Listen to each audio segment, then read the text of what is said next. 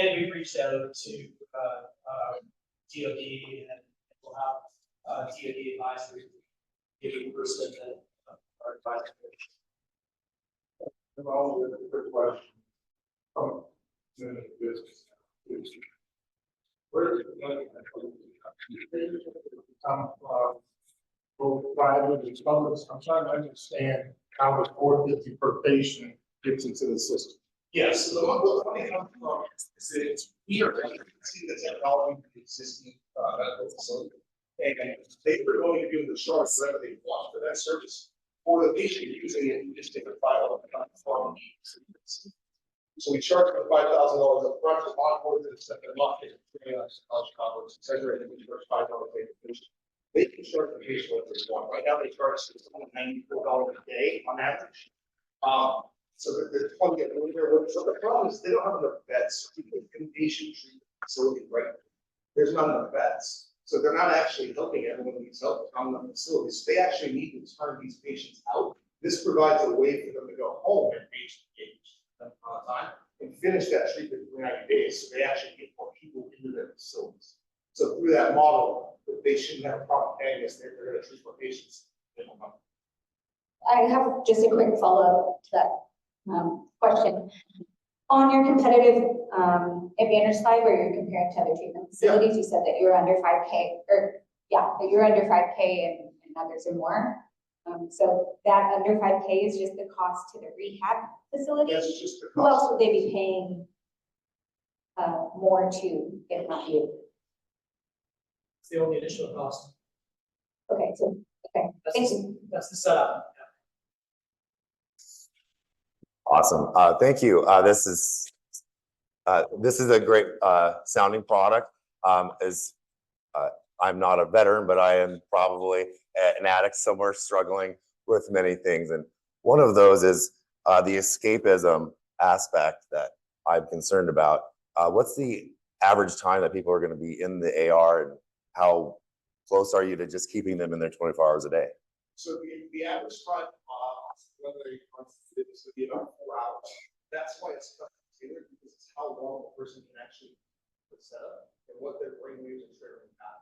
So when I have a dopamine, it's not the same as yours. Both people trigger Jack and Kevin has very different results, right? So we do that preliminary test to establish the baseline, and that'll tell us that one of these people acts extreme when something happens. It doesn't think it's staying longer. And that's how the treatment plan is designed. It's a minimum of 90 days. Some will need to be in there longer, and we do that with more days, not more. Okay. And just to add to that, there are applications beyond this. Obviously, ADHD, ADD, enhancement as a biohacker. That's what this gets them up to level, and then we want to go beyond. Yeah, our time is just about up, but I wanted to ask: is this going to help scale for the people that are now coming out as neurodivergent in massive droves, because it is okay to be that way and not be looked down upon? Is it going to help you guys scale and get people tested for this quicker and through the system? Yes. It's for for shortage of beds. Yeah. So not just at first you're thinking, there's a dearth of beds. Yeah. That we will help. So that instead of building a clinic, they can have to work. That's it, guys.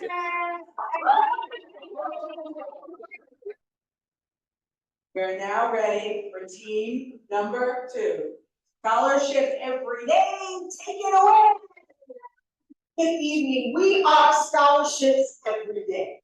I have this amazing team who is George, Tone, Lucy, and Greg, and I am Rhea, the scholarship doctor, and we are ready to talk to you about how students will be matched with scholarships every day. See, I'm the epitome of the first generation college students. And my mama and my daddy wanted me to go to college so badly, but there just wasn't any money to do so. So mama and I would go to the West Las Vegas library, looking high and low for scholarships, seeing anything that I could be matched with. See, that wonderful weekend time turned into $30,000 in scholarships and pinned me as the scholarship doctor. To this day, we have helped students to earn over $200 million in scholarships, but there was a void in the folks that I was helping. See, those with the highest need and the lowest income were not being touched by the scholarship dollar. And something needed to happen. Our counselors, we love them, but they have 550 students that they work with. So again, students like me with passion, with motivation, couldn't be touched. We're the last bullet point of those students that they help every day. So what answer was to the vacancy? I thought long and hard and said, perhaps it could be an app that will match students with scholarships every single day. So now if you're in trade school, vocational school, traditional 2 or 4, or even a certification, you can find money and go to college, trade school, vocational school, without any debt through the scholarships every day now. And now these amazing masterminds are going to break down how we are changing the game when it comes to funding your education, however that looks. So our app is solving a huge problem, and it's solving the headache of finding grants and scholarships. Okay, so it can be an overwhelming experience for people of all ages to find grants and scholarships. So what we created a streamlined process by leveraging AI to analyze the user's data and preferences quickly in real time. We can match them to unique opportunities and tailor scholarships and grants that match the individual's unique profile. In the last 5 years, our founder, Ria, has been able to gain an audience of over 30,000 followers online. And as mentioned before, she raised more than $200 million in scholarships for about 1,000 recipients. We hosted an online Q&A session where we had about 600 people attend, and on average, they range from ages 16 to 65. And they all, on average, they also agreed that they would be willing to pay $10 to $20 per month for this app for a 12-month period. The opportunity is strong for gaining a good portion of the market at the low fee of $8 per month and capturing only 1% of the newly enrolled in college nationally. It would result in $2.8 million a year. That does not include trade schools or international students. Okay, discussing revenue and how we make them. Our revenue model is a traditional approach.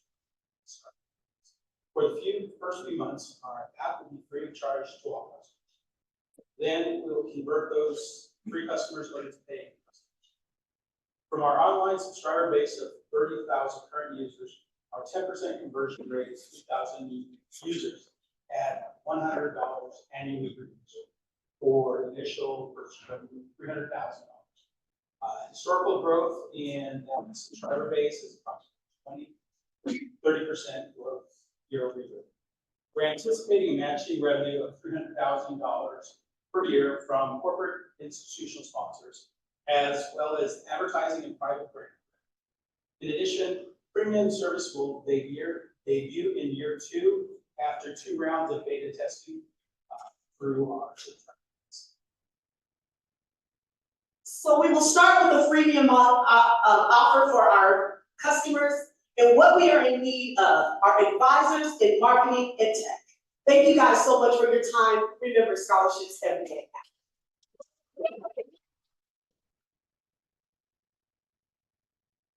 All you.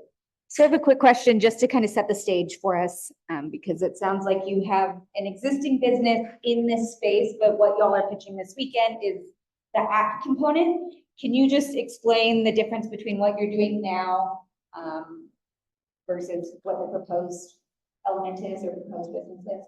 Absolutely. So the app will be a mechanism in the palms of students' hands. It'll be something where they're unable to work with me traditionally because of cost of services. And so there's an array of students who want and need scholarships, but they can't find them for several different reasons. So the app now will be an extension, of course, of what I do, but but it really is gonna be able to get to those students who are in low income, high need, want to go to college, want to advance themselves, but they just don't have the resources, the understanding, the connections. Again, that'll be one part. In addition, we feel that it'll be a great mechanism for recruitment through colleges and universities, CBOs, community-based organizations, that our counselors will have an extra help, because now when they are helping those who may have challenges in mental health or physical health, that we can make sure that they're still getting the information to go to college, go to trade school, and have the funding to do so. Okay, and I want to pick up on that. Going from your current model to the app model, definitely intriguing. Do you already, two things, do you already have a software developer? And then number two, do you already have experience or knowledge of using AI to do something like this? Anybody on your team have any knowledge about that? Thank you so much for that. So software developer, yes-ish, we're working on that and working through that. We've been with these wonderful folks again for 54 hours, and we have some strong people. So I'm gonna let George talk about that a little bit in regard to what's currently out there for something.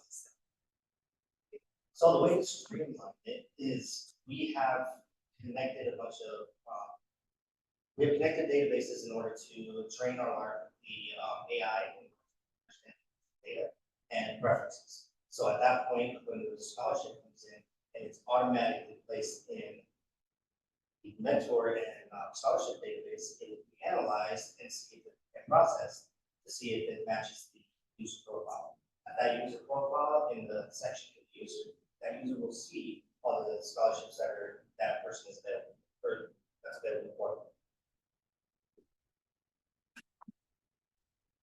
Yeah, I can take one. Hi, thank you. What's your expected lifetime value of a customer? Is it just going from senior year in college, or is this all the way, senior year in high school, or is this all the way through college? So there's scholarships for everyone, from birth to death. However, most people do start junior and senior year. So the expectation is minimally that students will be using the app for 12 months, but the hope is with their wins, because they have that support now, they have those mentorships, they have this information, that they will continue on. But traditionally, there are students who start junior, senior year, so minimally they're doing that 24 months. And then of course, there's scholarships for undergraduate all the way through graduate and professional school. So we currently keep our clients about 5.5 years. And my thought is with the success of the app and the successes the students will have, that they will be long-term users. And in our customer validation that we did the other day, one of the responders, just one of them, was a woman who was 65 years old who wanted scholarship information. So people are returning to school, continuing education. So it's not just kids. So my follow-up to that would be, she probably wouldn't stay longer than a year in that sense, where she probably would find what she needed and get back to school. So a little question about the 1 year of free paid service it was versus that. So maybe I would just recommend shortening that window quite a bit. But I am curious on where the equity comes in, where this doesn't become a platform for everybody, but it does give somebody an extra help up over that ledge. 6 months beta, and then it starts, so that's the freemium, and then they'll start the charge at that 4th month. And yes, there is perhaps a 12-month period, and we did get that feedback from potential users that they would use it for 12 months. But again, I think one success, and this is just personal history, that when people see, oh wait, there's valuable information here, there's assistance here, and there's monies for all kinds of things, not just 2 4-year college, they stay and they take advantage of them. Okay, and now we give you conversion. Woo!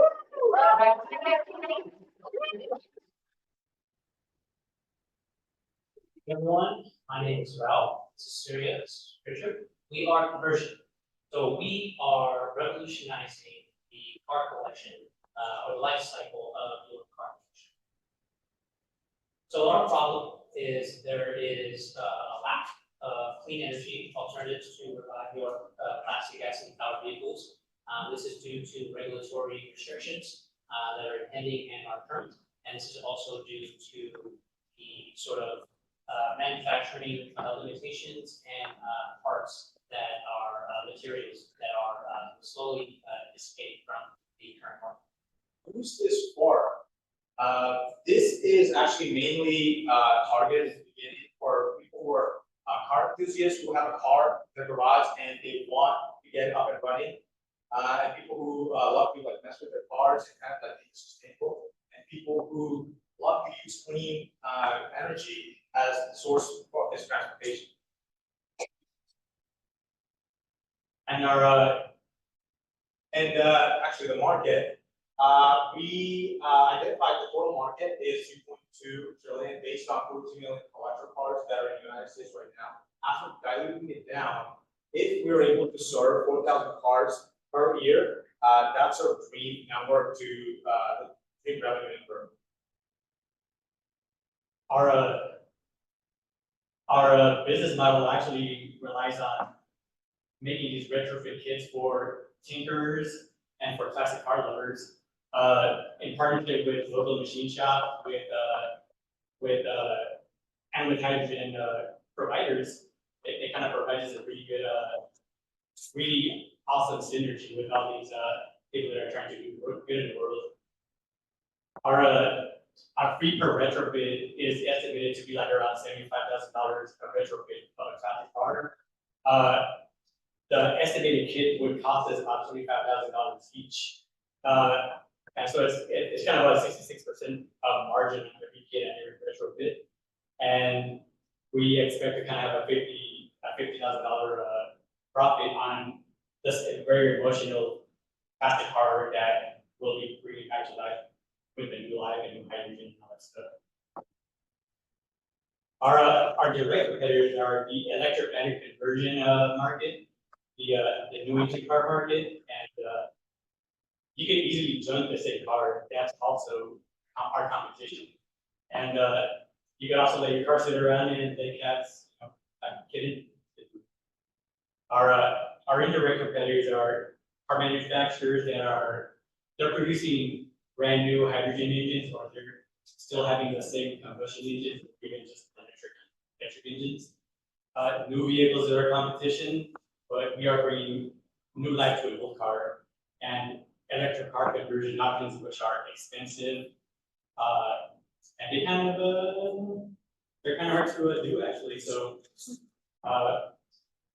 our team, I'm Mr. Controller, business analyst, jet mechanic for the Air Force. I'm Surya, industrial engineer. And I'm Rob, the four-time founder. Thank you so much for seeking pre-seed funding and partnerships in the automotive industry. Thank you. So I pay 75,000 and I get this kit to retrofit my car, then what? What kind of maintenance? How far does my car go? How do I make it run? How accessible? Am I just getting a tank? So it's not just the fit, sending the retrofit, we will also like service the car and make sure the parts that we're sending fits exactly to the classic car that you own, and do the labor as well. So that whole 95,000 hours, parts, labor, service, and shipping out those parts from the manufacturers that you need to procure those parts from. The beautiful part about hydrogen is that there's so much investment in clean energy and technology. It's already being adopted in Asia. We just built a $125 million facility at Apex here in Las Vegas. So it's going to be a big thing in the future to source all these different sources of energy, all these different, go away from all these different types of fossil fuels and just have a different option other than electric cars or heat cars. Okay, my quick question to follow up is, who is your customer and how are you going to reach them? And what I'm getting at is a $75,000 hit is pretty significant. So who's your customer and how are you going to reach them? Thank you. Our customers are going to be high net worth individuals who have car collections. Usually they're going to have more than 5 vehicles that range between $60,000 to $200,000. So they sort of be our main customer. And then the way that we want to market to them is actually going to conventions that they go to. And work individual with each customer, further expand. And I know this is a high level thing, but in your other slide, I think you talked about hitting, was it 3,000 or 5,000? There we go, stop. Okay, so the 4K collector cars, is that just in the Southern Nevada region? Or are you gonna have to, well, let me just stop there and leave it open. No, we're thinking, it's specifically in, Nevada, California. So the market we mentioned, the market that we'd be focusing on, specifically with our serviceable cable market would be the Nevada and California regions. And that's also the reason why is because there's already, hydrogen stations, in both states. So there's infrastructure. So from Los Angeles, San Francisco, and Los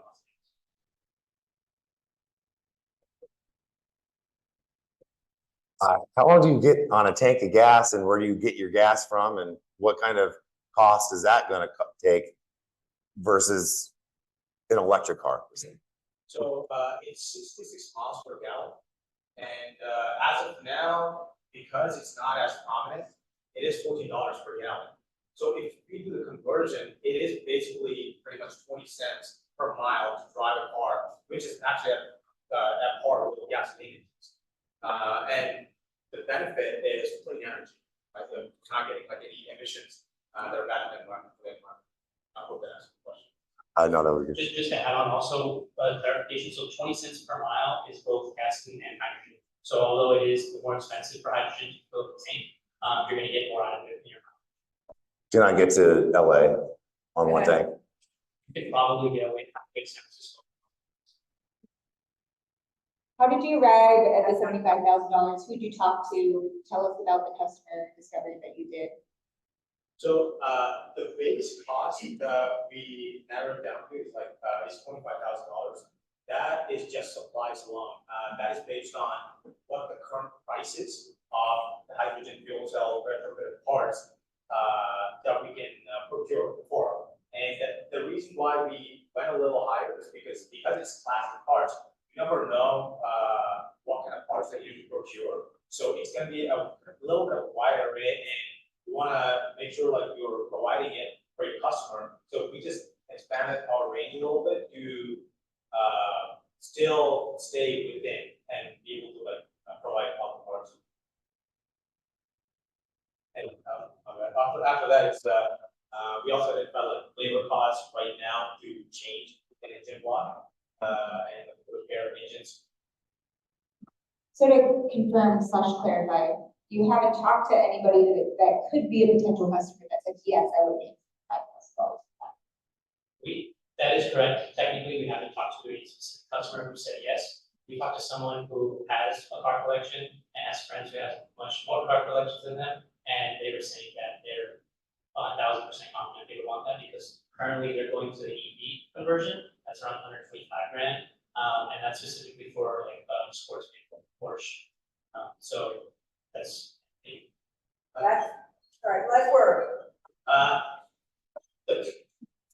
The biggest thing that we're backing on is people hurt, they love their cars and they don't want those cars to just idly sit in those garages. And if we get over that life of those cars, bring it back to life.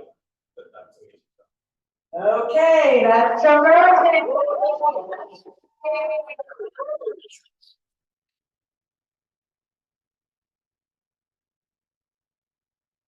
While judging the scoring, we have First Tier Health. Okay, you're on. First Tier Health.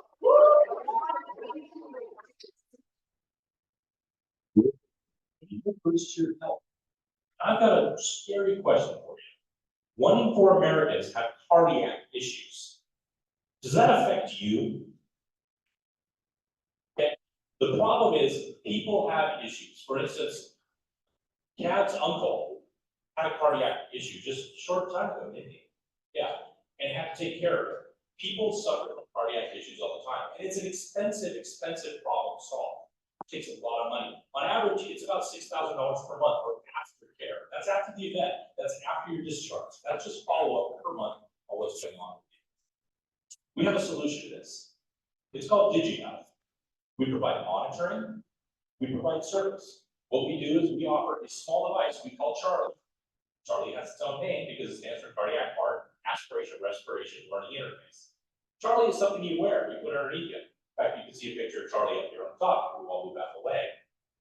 Charlie is a small device. This is a AA battery underneath it for scale, so Charlie is very small. You put it on it. Charlie provides 24/7 wireless telemetry to your phone or to your Wi-Fi network that's pulled up, sent through the internet to our monitoring station, where your data is monitored in real time by professional medical technicians. And they work with your doctor to set appropriate parameters for what's being measured to determine if you are going to have an event or are you recovering correctly. We have validated our system by doing a massively large 12 interview basis of people found on Saturday morning stumbling around half drunk on Fremont Street. But with that, we found even with their inebriated sleep they were 33% actually were very excited about telehealth option, especially if it was insurance based. Thus, we had the idea, we have to figure out how to sell this to insurance agencies. And we'll get into that in a little bit here. The total market itself, 80 million people. Remember that 1 in 4 that I started with? 80 million people in the US have cardiac issues. That's a huge number. Right now in the US, we spend $219 billion on cardiac recovery every single year. That's a huge amount of money. Now, we believe that of that, there's about a $709 million estimate that we can attack. And that's what we plan to do. Do we have competitors? Absolutely, we have competitors. Who's not in the medical industry? Because you make really good money in the medical industry. But we have differentiation. For instance, there's a LiveCore. You may have heard of them. They're the cardio-mobile folks. It's a great little device, but you have to pull it out of your pocket. You got to put your fingers on it. You have to let the diagnostics happen. You have to put it in that you're remembering to do it. And if you're like me, you don't remember anything about health because I'm still 17, it's probably concrete. So this is a problem. Other ones have, for instance, Philips and Viva. They offer similar things, but not all the features that we offer. That makes us different. What do we do? Our cost that we charge, that the cost for us for 6 months of service is about $1,400. That includes the device. That includes 6 months of monitoring, which is the typical time a cardio patient will go outpatient monitoring. We'll sell that for $3,000 to the insurance company, where usually they're paying $6,000 to $10,000 overall. So we get a big market. We're doubling our money and they're cutting their cost in half. Who's the team? Well, you're looking at most of the team right here.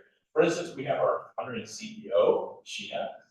We have Valentine over here. Oh, there he is. Sorry, the tall bald guy. Sorry, we got 2 of them. I'm Dan. I'm doing the operations. We have Dad, who's our chief medical officer. We have Ganesh over on the other side now, who handles CFO. We got Terry, who's our chief compliance officer, and by the way, is a lawyer. And we also have our chief operations officer. He's not here, Wade. And as you see, our 8th member, Charlie, will be selling the product. So with that, what are we asking? Pretty simple. We're asking for $6 million. We're asking for support in finding a better marketing person, but specifically a salesperson targeted towards insurance agencies. This isn't a B2C. This is a B2B. We're going to target just a few, like because they're permanent too. Others like that right out the gate. We're also going to need an ODM partner to help us with the production of the product. By the way, it's nothing novel. We're going to get what we need to do pretty straightforward, with just using off-the-shelf parts and doing novel combinations. With that, we thank you for the chance to do this pitch, and we look forward to questions.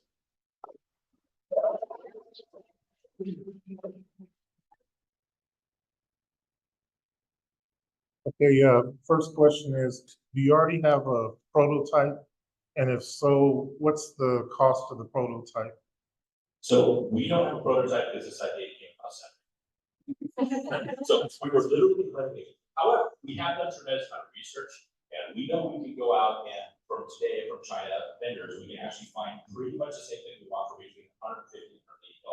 We believe with customization, we'll be able to hold that same point. I spent 35 years in manufacturing consumer goods at large scale, including like Sonos, Microsoft, Apple, things like that. So we know we can do the product, the technology. We're not inventing new technologies, we're packaging and refining. Okay, and then my quick companion question is, I'd imagine that if you're doing 24/7 telemetry, you're gonna need software associated with the device as well as on the receiving end. So just some thoughts on that.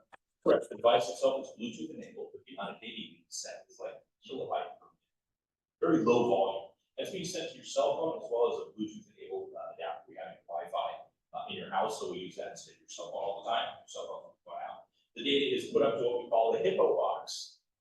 The CIO came up with that, the HIPAA box, and that's where the data comes in. It's stored, it correlates with the doctor's recommendations of what's going on, and then it's anonymized before it's sent on to the monitoring technician, who just uses a serial number. That serial number changes every single hour as well. That gets us around HIPAA restriction of not sharing data, not moving over. So it's fully encrypted from the transmission all the way to the reception of the HIPAA box, where it's, again, refined and anonymized even further reports about passengers. Is the insurance company gonna be a make or break for you? Medical people can go B2C, but there's a certain of patient who's willing to pay for that. But whenever you go through insurance, the barrier to entry is very, very less. Because we all like how much do we want to pay out of pocket versus through insurance. People are more they will accept it insurance.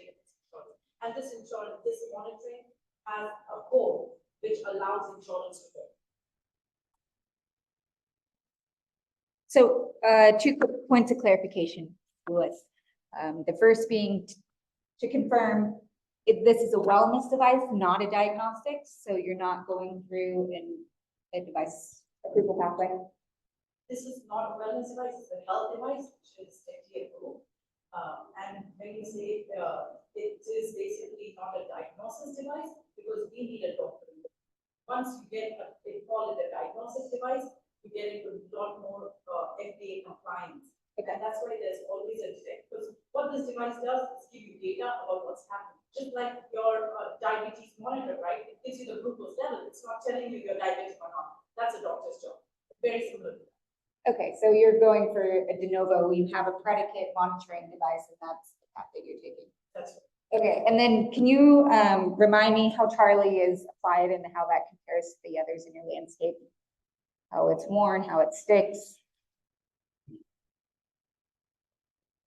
Okay, so the pros.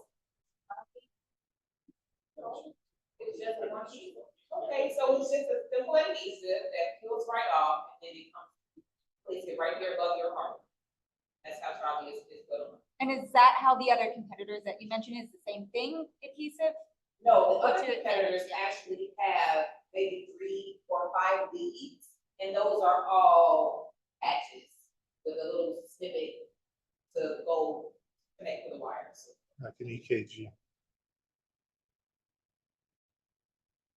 You have more Still than a got a minute? Another question? Yeah, I just wanted to understand the business model and the finance of it. I'll ask it this way. How many of the units would you have to sell to break even? Or, yeah, I'll just leave it open like that. I just want to get a feel for how you're going to make your business model work over the long haul. So first year we are considering around 880 to 2,000 units, and then probably to break even, double that number, maybe 3,500 to 4,000 units to break even.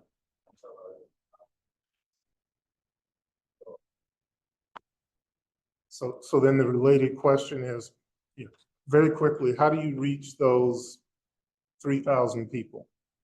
So that's basically through insurance company, doctor's offices, healthcare facilities. So we will basically, they will recommend. Ready? Everybody ready? Ready? Now again? Okay, I now give you, can I recycle?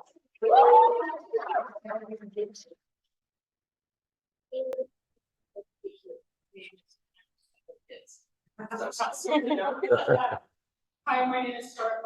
I am the Chief Marketing Officer for StartUp. We are an app development company that will be working with the recycling and waste reduction. So I'm gonna let my colleague Hope, I have Prague, so she's.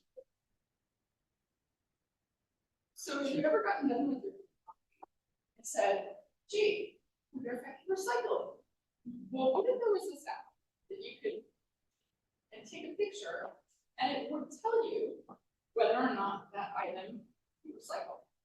Surprisingly, let's say your colleague has, well, of course, if I can recycle that one, shouldn't I be able to recycle it? Well, click and take a picture, and what we found out is actually you cannot recycle this Panera as an example. So there are many different forms of products that can be through the use of AI, we would leverage the technology that actually already exists to determine the particular item. So I will let Evelyn initiate our presentation. We'll go through. Hi, everybody, I'm Evelyn, and this is Can I Recycle It? Recycling is easy. Come on, y'all, you gotta get excited about it.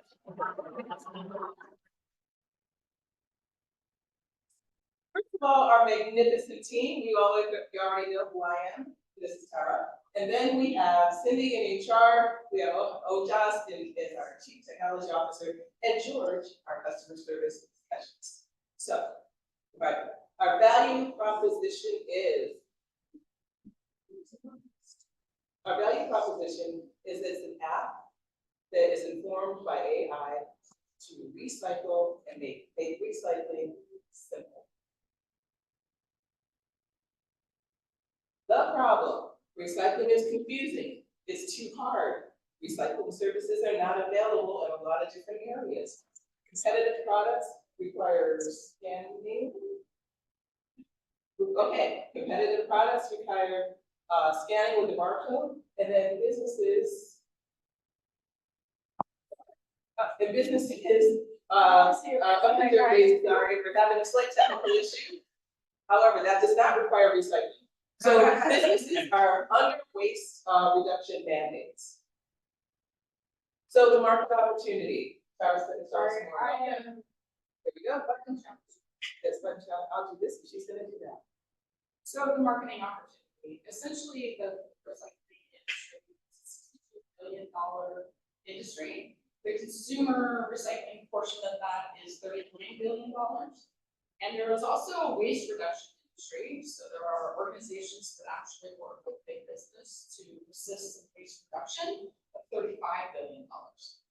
For us, if we were to take a 0.03% target of this particular market, that would represent $12 million a year actually to work with these organizations. And what that would mean in terms of actual waste would be 3 football coliseums full of waste that we pull out of the actual waste. Right, and so we're moving on to our customer validation. We too went to Fremont Street yesterday. We had 23 in-person participants who discovered that 100% of them would be willing to take a photograph of their waste. That's the exciting part. The surprise was 20% thought it was too complicated.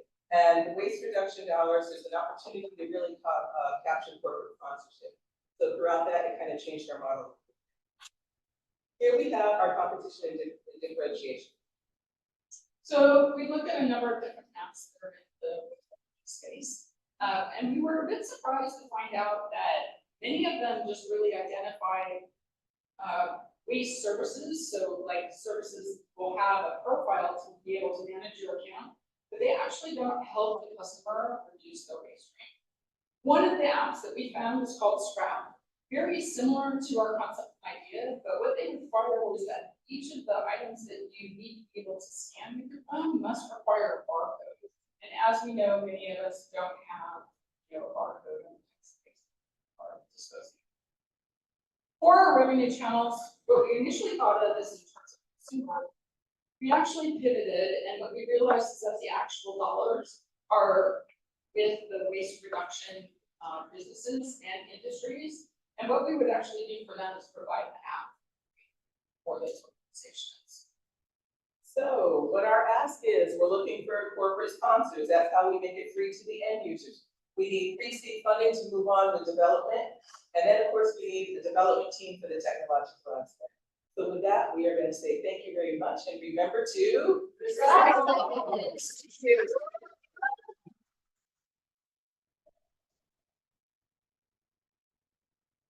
All right, I got questions. Thank you. Yes. All right. First would be recycling differs depending on where you are. So is your app geolocated? How does that get back to the waste? So that is part of our technological development. We have looked at geolocation, and because we know it changes from county to county, when we went to the model looking at corporate sponsorship, that of course would be very different. For example, using a global company like the waste from Apple, that would be something very different to tackle. So all of that would be addressed actually in the development phase.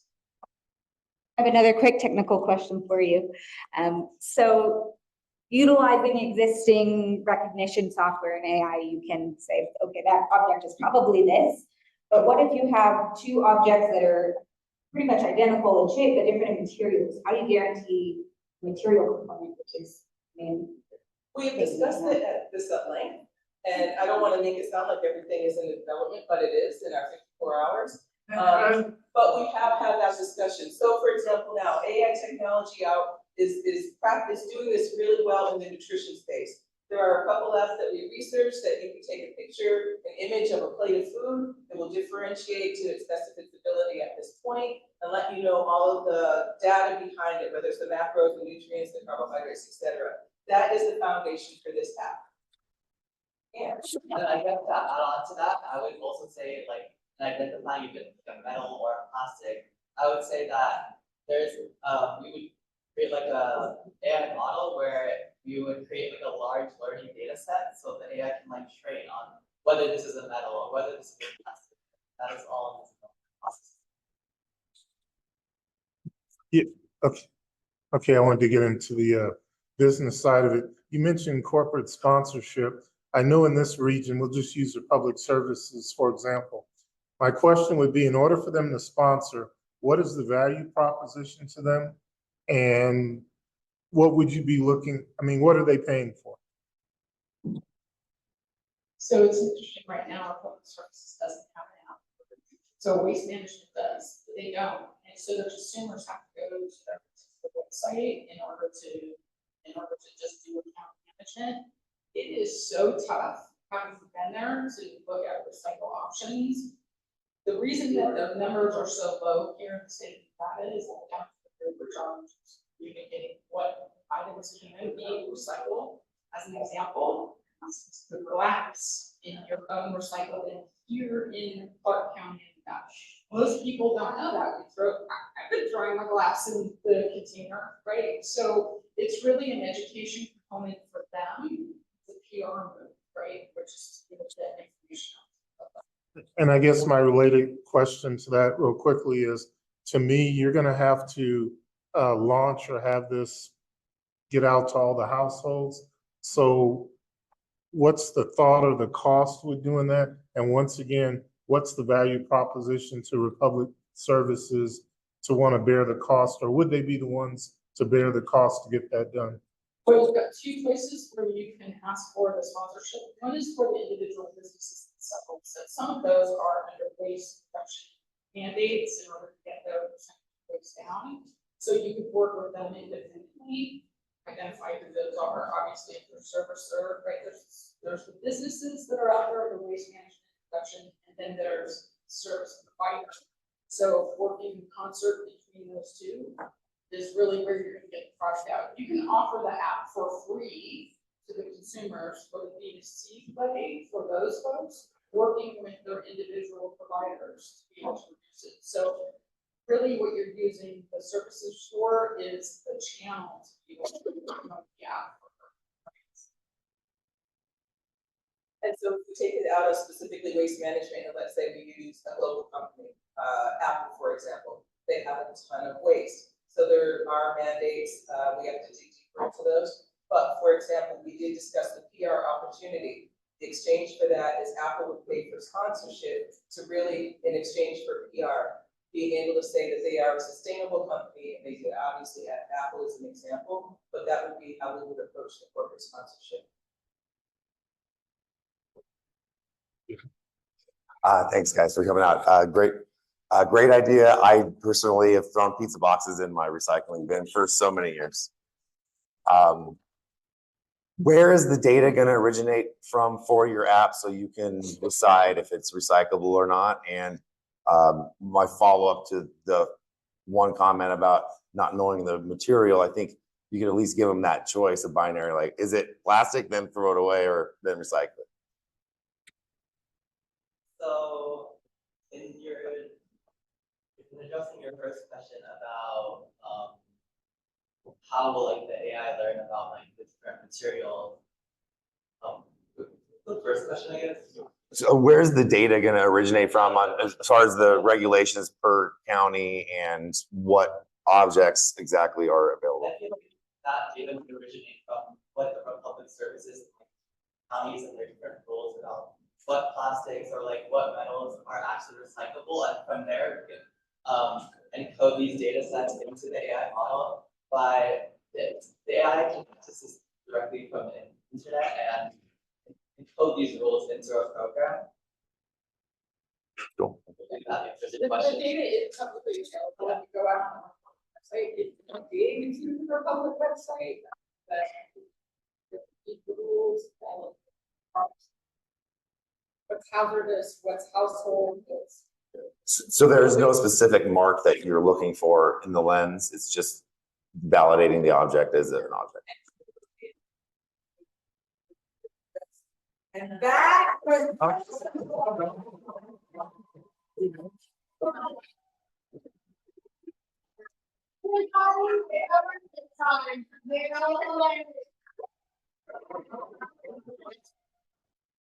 Now, the judges retire, they never retire. The judges walk back to a private room down the floor, so they will deliberate. While the rest of us take a BT after break, get some food, and have a discussion about what we learned. So see you back here in about 5.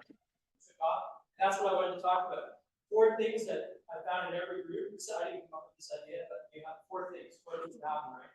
You form the group, forming, storming, norming, then performing. Right? So we went through the storming part, and then we got the norming and performing part, and that's it's pretty amazing. You got 4 hours. Put that on LinkedIn. Storming, what is it? Storming, Forming, forming, storming, norming, performing. performing. Okay, I see someone in the back. Travis, you want to say something? No.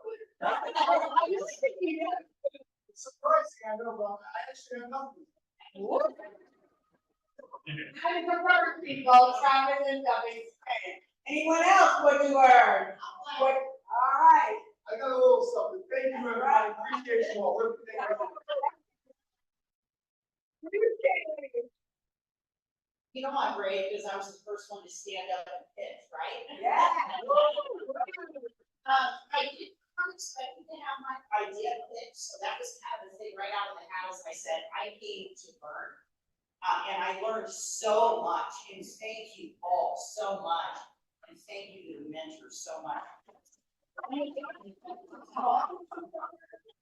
Writers, I don't know, things in my life, I've never had an experience like this before. So I learned it. It was fantastic. I made friends. I made people I'm going to continue to work with. I made partnerships. I found a lawyer. So it was great, and I loved it. Thank you all. Here, any more mentors want to talk about what they learned, what they saw? Come around. Come around. So what really impressed me this weekend is, traditionally when you think about startups and tech startups, your mind goes to San Francisco. And San Francisco needs to wake up because it's happening here in Las Vegas.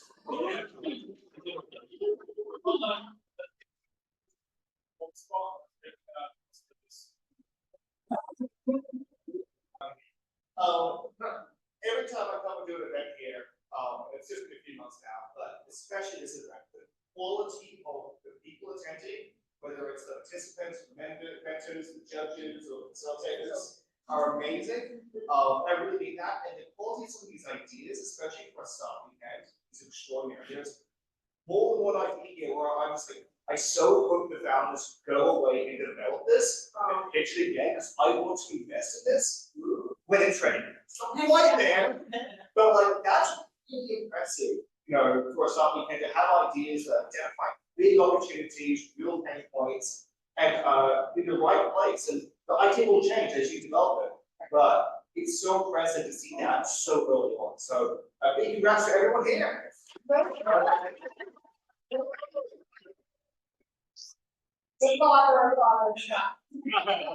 Hello, I'm Ganesh. I just want to say thank you. This is an amazing program. I just wanted to make some note like which Kadambari made. Like she just moved last month from San Francisco Bay Area, and she's been there 20 years, and she's also been founder of few companies, her husband. And she said she never seen this kind of system for startup in the Bay Area, the culture we have here. So that's coming from the Bay Area.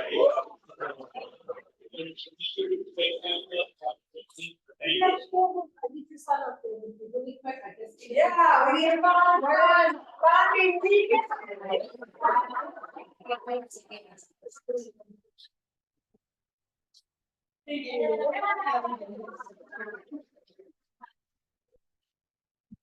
I will tell you, it's either, oh, you help me give the label bonding weekend, so.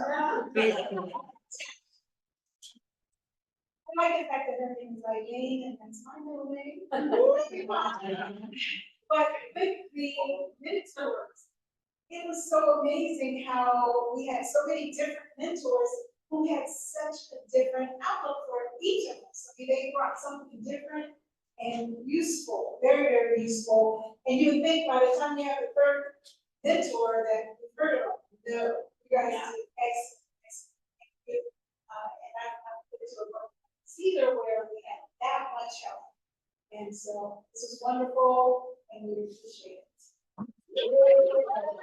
I can come back to the little one, we have a few more thank yous, but I just have to remind you that this is an ecosystem. If StartUp NV hadn't invited TechStars and didn't know their mentors and didn't find you, all these components would be here, and the sponsors, and everyone who contributed. So it all starts with someone who has a vision, knows how to put the pedal to the metal.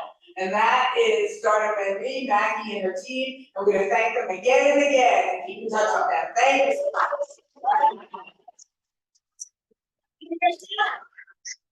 Nobody, all of a sudden we're not, we're not shy.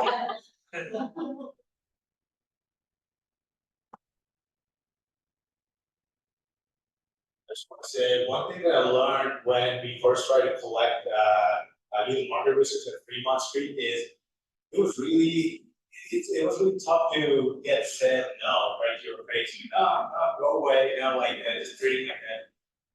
But we kind of gamified it. At the end, we're like, you know what? Let's collect 5 rejections. Let's just go to people, and even if it's not that's fun. Like collect 1 rejection, 2 rejections, and doing that, we got actually 3 valuable responses. So that was valuable. And on the flip side of it, while we're working, one of our mentors, they got really excited about the idea, and that actually that was a dopamine hit personally for me.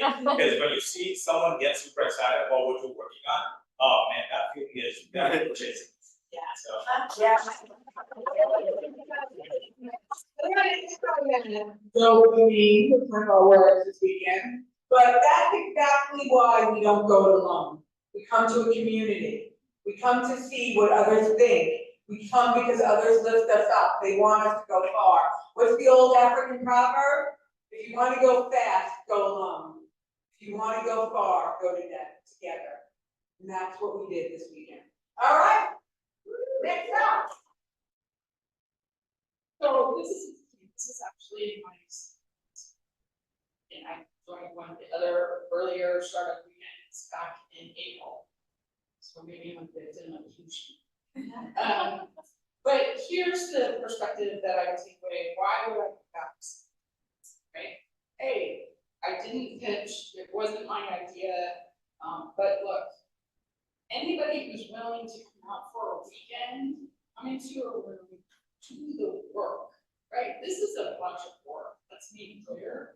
Even if it's not your own idea, that exercise that we've all gone through for this last 48 hours of working with other people, understanding your perspectives, validating your idea. Maybe it's identifying some other folks in other groups that potentially co-founders, talking to other mentors for their perspective, potential investors later on down the road. There's a reason to belong to the ecosystem. Being a mentor one day, right? Maybe actually pitching your own idea. Think about that. Don't just let this weekend come and go and say, this thing. Keep involved because you just never know through this organization who you're going to connect with, potentially to build a business. Which means they have to better food. Which we can work on, which we can have a better facilitator. Which we can add you. Both of them! I didn't mean to put her on the spot. Anyone else? Nobody? Greg is being shy. Speechless. This is what we do at TechStars and StartUp NB. We make you speechless. You have nothing left to say. Anybody? Yes, you want to say something about your auntie? We'd love to hear it. Introduce yourself. This is the doctor's auntie. Okay, the doctor's nephew. Introduce yourself. Hi, my name is Justin Buma. I'm the CEO and founder of the nonprofit Heroes in Hearts. Our mission is to educate, encourage, empower marginalized communities globally through leadership, legacy, and literacy. And I just wanted to say congrats to everyone and good work.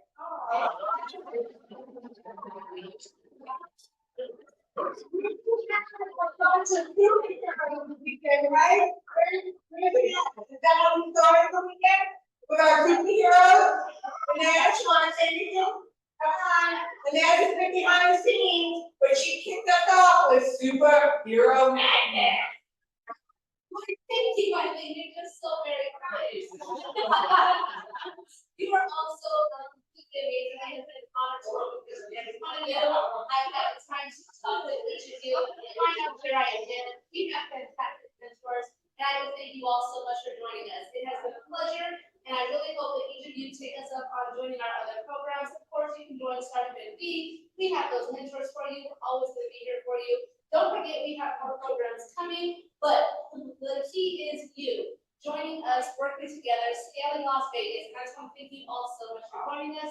Please feel free to go ahead and come back and contact anybody in staff. I will always be here for you, as well as the other meeting members. So thank you so much.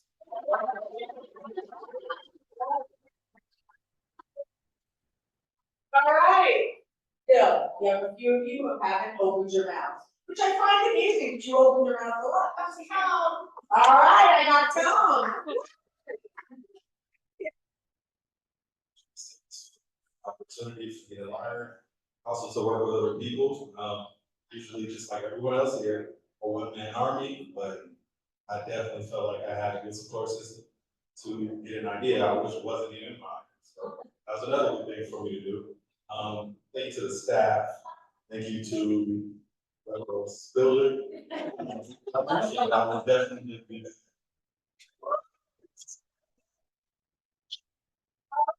Got Greg coming up. Got Greg.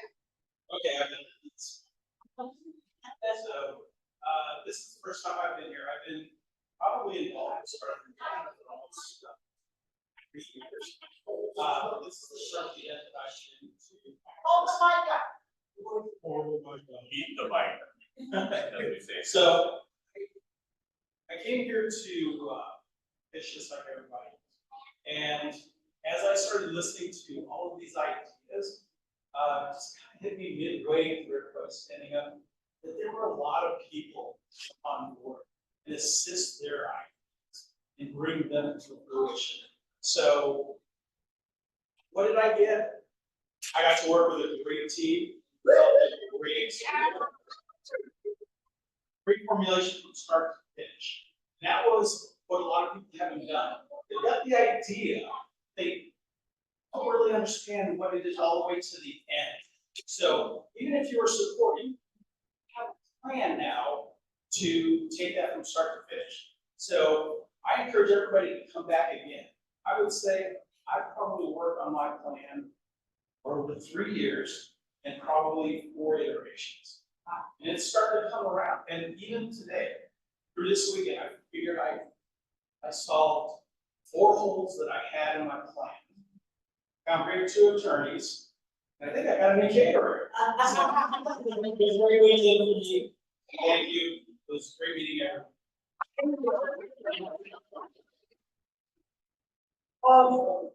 The judges need a little more time. So, do you guys want to talk about some of your upcoming programs, Maggie? Right, our fearless leader, Maggie Dowling. Maggie, you're making the feeling. It's Maggie. So we develop programs where we find sort of gaps in the ecosystem. And so we just last week started a new tribal cohort. We are bringing the entrepreneurship education to the Paiutes of Southern Nevada. And there are more than 62,000 self-identified Native American Paiutes here in the Las Vegas area. So we're doing it right down at the New Arts Center place. And we're so happy to be able to bring this program to tribal nations. But for most of you, our next program is Incubate Vegas, and it starts on October 28th. We have 10 sessions over 5 weeks, so we're meeting twice a week. And some of our wonderful mentors come on Wednesdays after our class session, and they are available to work with you. They bond with you because they have a team of founders that they're working with. You have the ability to move to the others, but we have found over our last Incubate Vegas program that it creates cheerleaders out of our mentors. And so you really do feel like you have a support system. So that's called Incubate Vegas. The registration is open now. It starts October 28th. We have a demo day on the first Saturday in December, I believe. That might be, yeah, that's right. Okay, good. And we have to do it on Friday as well. We had so many people who wanted to pitch last time, and we had to split it up into both Friday and Saturday. It was a great. So that is one of our next programs. And then in the spring, we also try to educate investors. So in order to have a healthy ecosystem, you need both founders and startups, but you also need to have local investment. So one of our programs is called Angel NV, and that's where we take accredited investors with a really small amount of investment, $5,000, and we teach them how to invest in startups, how to identify them, and then how to do the hard work of due diligence. So they spend about 4 or 5 weeks doing that due diligence. And then they come to a conclusion among themselves. We had 52 investors this last time. And so they decide which company is going to get the $200,000 investment. We also have a program where our investments are matched by the state, SSPCI, which is small state business, no, small. It is a matching program. So instead of getting $200,000, the minimum is $400,000 that they invested. As it happens, this time and the time before, the team that came in second place, which technically you would think, oh, they've got much less. That is not the case. Last year, the company had to get their corporation formed before we could invest. So the founder took that opportunity to go out and find more investments. So he ended up with $704,000 in investment between our investment, his investors, and the match. This year, Sensitive was our second place with a $90,000 investment. It actually turned into $500,000 that they raised that's going to be matched. So they walk away with a $1 million. And if that doesn't give you goosebumps, you're not in the right place. So how are we doing, Cara? We're almost there. All right, I see you. I see Madeline. I see. I see you. All right. I may miss the spot. So, 2 follow-ups. 1, who's on LinkedIn? I didn't get 22 new connections.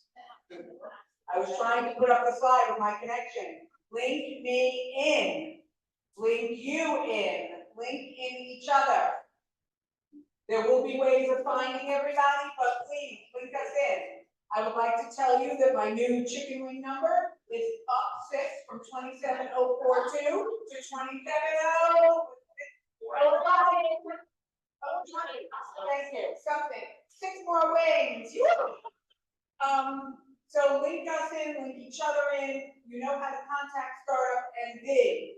When the deck gets updated, you're gonna call up and make some thank yous, and we have some exciting news today. So this is really a big first. Does anybody want to, and we'll need a group picture, we did not do that. So does anybody else want to say anything before the final update? So Maggie's about to say something. No. Well, I wanted to talk about the other prize that we have, and this is from Tech Edge Developers.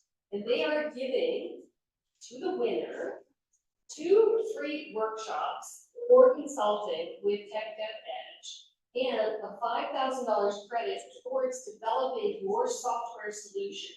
They use this to develop an MVP with their rapid product development system. So that is one of the prizes that you're getting, and then you're gonna hear all the details from Christopher or CJ, whoever's doing it. Ready? Okay, not next breath, but sit down, just sit down. Next slide, next slide, thank you for updating. Oh, do you remember the old GPSs? Calculating. You went the wrong way. Calculating, now it just says, turn right. Like, now it's taking me in a circle, but it doesn't tell you you went wrong. Anybody else notice that? Doesn't bother anything? Bothers me. All right, we're updating. Okay. No, go back, and you'll see what I use. Back, keep going. Shout out to the people who made this event possible.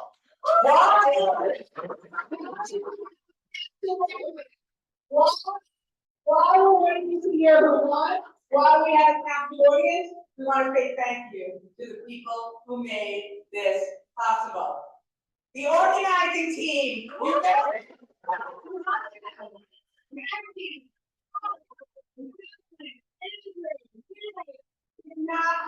Roshana, who's on that program, do not have around without them. They are here for you. I might fly back to Massachusetts. They do not. They are here for you. Talk to them, call them, be with them. Our amazing, magical members. I did it. They kept on coming back. When they thought they were going home, they came back. So we really can't thank you enough. Thank you. Our judges.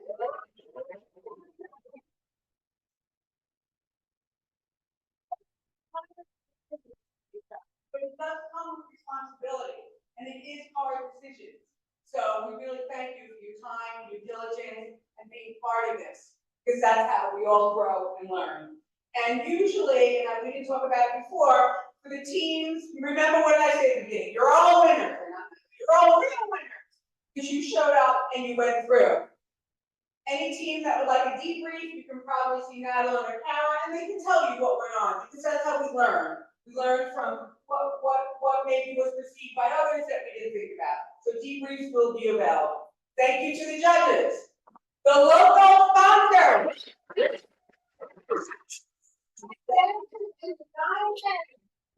Thank you for the community. The food sponsors. Buffalo Wild Wings. The global sponsors, the TechStars training, HMC, Google StartUp, Deal, Breck, and Mercury. Remember, you have credits, you have percentages off. We'll take pictures. We'll send this around again. Deal is our new, it will be on Slack. It's not a building. Okay? And stay in touch with TechStars. You are really lucky that you have StartUp NV and all the programs Maggie just talked about, the way to get through. TechStars also has programs. I was talking to. Yes. Nathaniel actually found his co-founder when he did something called the Yeah, Start School by Y Combinator. That's not the interesting part, really. The interesting part is they have a matching system for founders that are looking, and that's how we found his current job. So stay in touch with TechStars and something similar. Talk to your community. You're very lucky you have a real community here. You can talk to people and show up. But stay part of TechStars. Stay part of other communities. So join TechStars, free flight. And now, the moment you've all been waiting for, I'd like to give it to our sponsor, our judge, our friend, Grant.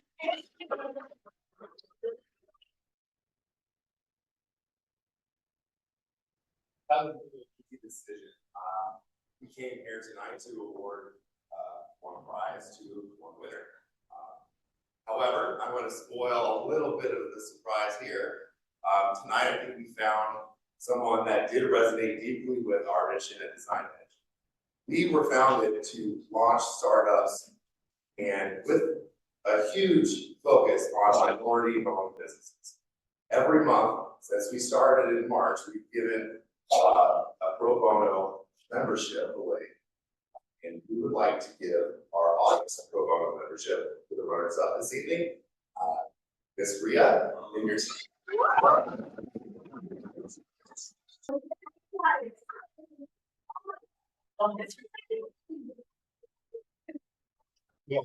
Welcome live reading. That is the power of this community and these videos.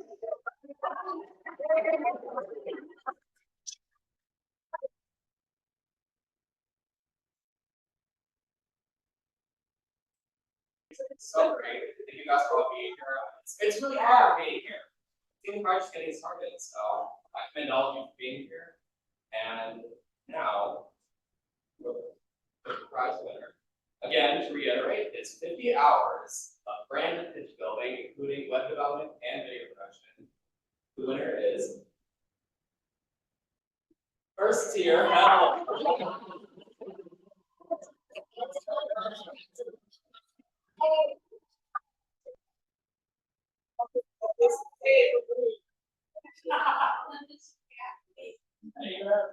Come on up, picture time.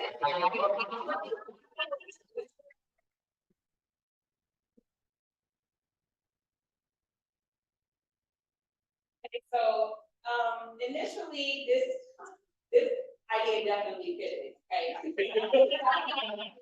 I did not come in here for this, but I am so grateful that I did, and I'm so grateful for meeting you guys. This whole team is amazing. Dan, you are so amazing.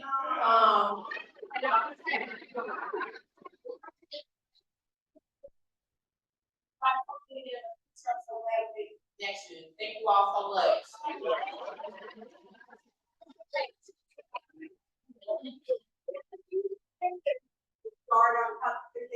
The startup cuts the cake. 1, 2, 3, cut!